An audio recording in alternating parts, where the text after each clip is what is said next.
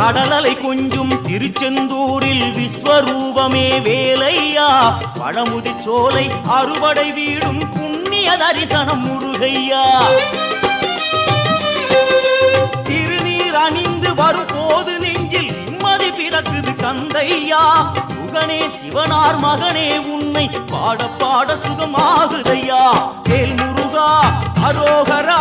அரோகரா வேல் முருகா